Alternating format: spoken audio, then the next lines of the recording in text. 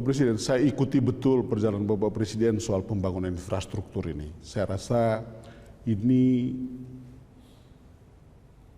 Bapak Presiden akan menempatkan sebuah landmark sejarah untuk infrastruktur kita.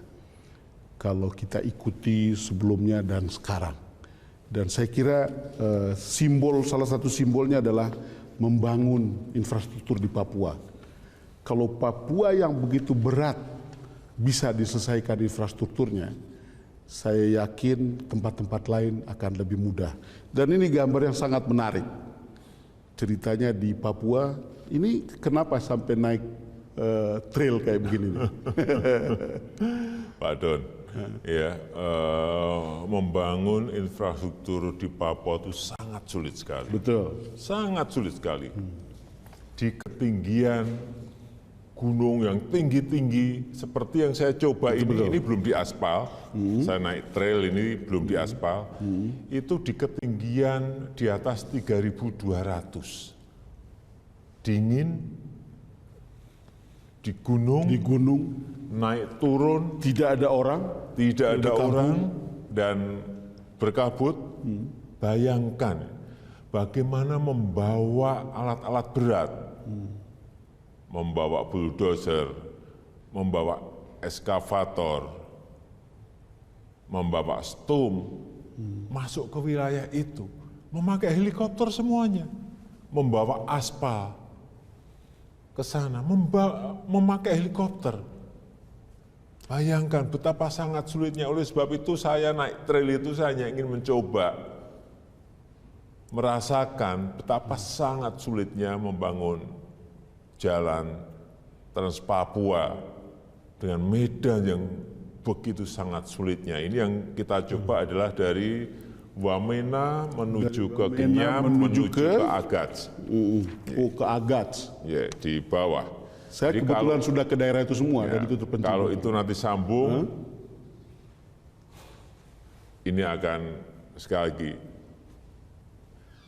baik komoditas dari atas bisa dijual ke daerah yang lain, dan kita bisa membawa bahan-bahan pokok, semen, dan lain-lain untuk bisa menuju ke Pegunungan Tengah, Wamena, dan kabupaten di sekitarnya yang banyak di sana. Pak Presiden, itu 5 tahun lalu mungkin itu sebuah mimpi, terutama untuk orang Papua yang kemudian melihat, dalam waktu tidak lama lagi akan ada Trans Papua, di mana seorang Presiden Jokowi lah yang membuka isolasi itu. Apa yang Anda rasakan? Ya, saya juga ingin menunjukkan, kita ingin menunjukkan bahwa di Papua ini aman. Kenapa saya berani naik trail? Ya. Untuk mencoba jalan Trans Papua itu tidak ada OPM-nya. Itu ingin kita tunjukkan bahwa di Papua itu aman. Dan pembangunan itu ada. Memang sulit, tetapi dengan tekad itu bisa kita kerjakan. Jadi memang yang di sana, medan yang sulit dibuka dulu oleh TNI.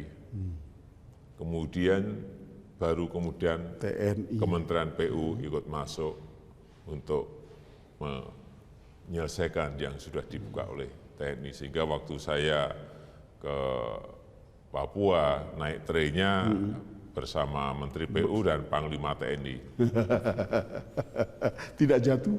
Meskipun sempat berhenti dan karena naik dan belum diaspal, melorot 2 kali. Melorot 2 kali. Itu juga mimpi bagi orang Papua untuk menikmati harga BBM 1 harga beberapa tahun yang lalu. Tapi itu sudah terjadi. Lalu kalau infrastruktur seperti ini jadi, itu harga semen atau harga sembako yang lain mungkin juga akan jauh lebih turun, bukan?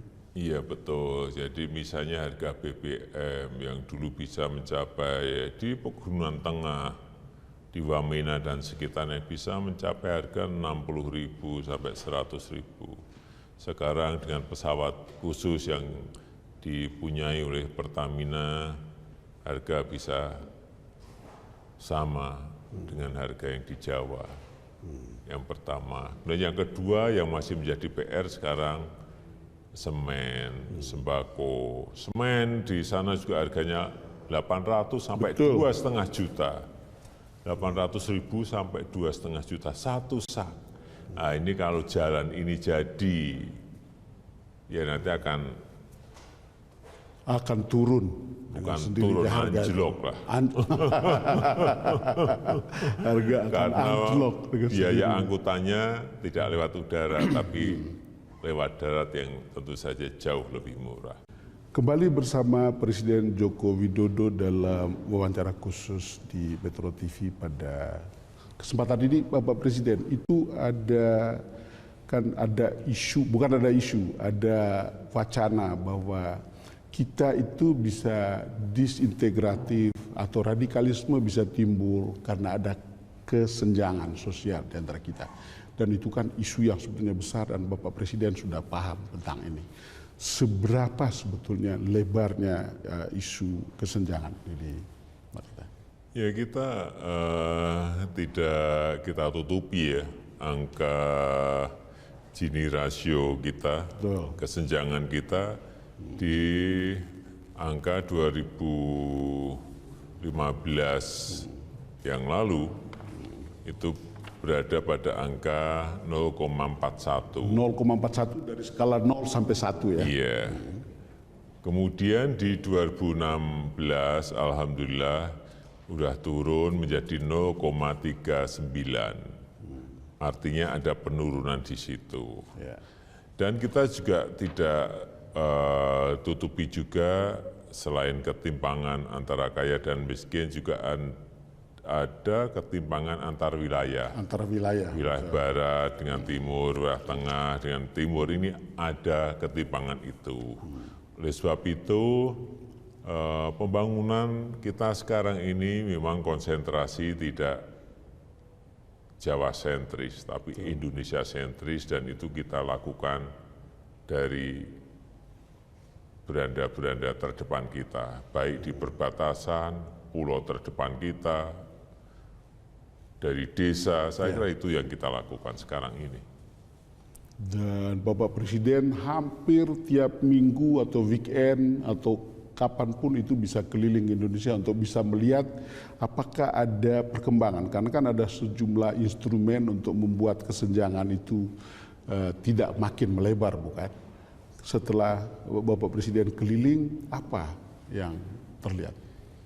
Ya, saya selalu datang ke daerah, ke tempat-tempat di mana program maupun proyek itu dikerjakan. Seperti yang saya lihat 2 minggu yang lalu di pelabuhan kecil di Halmahera, di Pulau Halmahera, di Pelabuhan Tapaleo.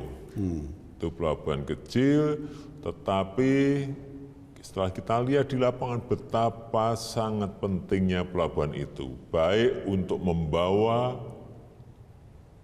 bahan-bahan pokok, sembako, semen ke wilayah itu, maupun dari wilayah itu dengan adanya kapal yang rutin ada setiap 2 minggu, ini masih 2 minggu. Walaupun ini terpencil ya? Iya, terpencil dan masih 2 minggu. Dan kita harapkan nanti sebentar lagi menjadi seminggu sekali. Ini komoditas yang ada, produk-produk pertanian, perkebunan yang ada di daerah itu juga bisa dibawa keluar. Kopranya bisa dibawa keluar secara rutin.